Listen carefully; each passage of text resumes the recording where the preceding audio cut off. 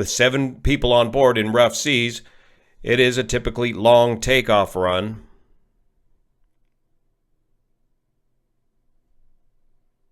The aircraft approaches the reef, but it's well to the inside of this reef, and it may have been the view of this reef that folks thought that the aircraft struck a rock, but still the pilot hauls the aircraft off in what appears to be much too early of an airspeed. He's got a very high angle of attack right here.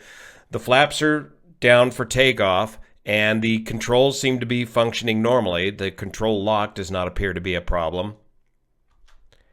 And he mushes along here for a few seconds, filling the cabin of a passenger plane just before takeoff. 176 passengers and crew racing to escape the burning plane. Here's our chief foreign correspondent, Ian Pannell now. Terrifying moments tonight as this packed passenger plane catches fire on the tarmac before takeoff. The blaze stretching across the Airbus operated by South Korean carrier Airbus A319. Security footage showing smoke rising, fire crews desperately trying to douse the flames. 169 passengers and 7 crew evacuated just as smoke starts to fill the cabin. Officials believe the fire began in the tail. Miraculously, only 3 people suffering minor injuries. This just a month after the deadliest aviation disaster in South Korea, when a Jeju Air Boeing 737 landed on its belly before skidding into a wall and bursting into flames, killing 179.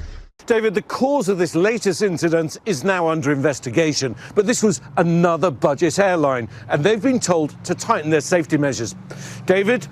Ian Pannell with us from London. Ian, thank you. 20 people have died following a tragic plane crash in north of South Sudan Unity State. The aircraft, operated by Light Air Services, crashed 3 minutes after takeoff near the oil fields. The flight was transporting oil workers of Greater Pioneer Operating Company, a consortium involved in oil operations in the region. Among the victims were 16 South Sudanese, 2 Chinese nationals, and 1 Indian national from an oil field in the capital city of Juba. The sole survivor is currently receiving medical treatment at a hospital in Juba. Washington's Reagan National Airport is now effectively business as usual, though helicopter routes near the airport have been curtailed. And out in the nearby Potomac, salvage operations and the continuing efforts to recover the bodies and body parts still caught inside what's left of the plane in that icy water. So we're working as fast as we can. I believe for us to recover the rest of the remains that we are going to need to get the fuselage out of the water. Meanwhile, more images emerge of the crash itself. On this new angle, after the jet and Black Hawk helicopter collide, the plane is seen twisting and turning as it plummets. I'm Laura Painter. It's a rainy start to the weekend. We'll get to that in just a moment. But first, we are following breaking news, and we want to warn you, these are some shocking and disturbing images.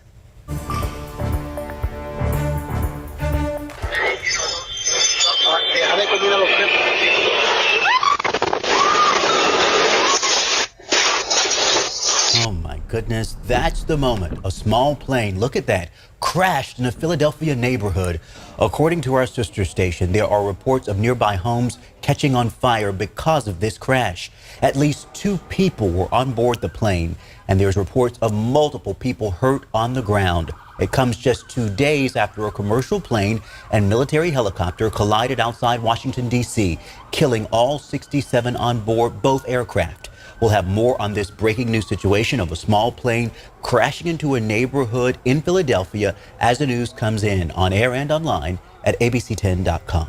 United airplane caught fire at Bush's airport right there. It did have to be evacuated. So far, no reports of any injuries, but I did want to share some video that's coming into our studio. Take a listen. Oh my God.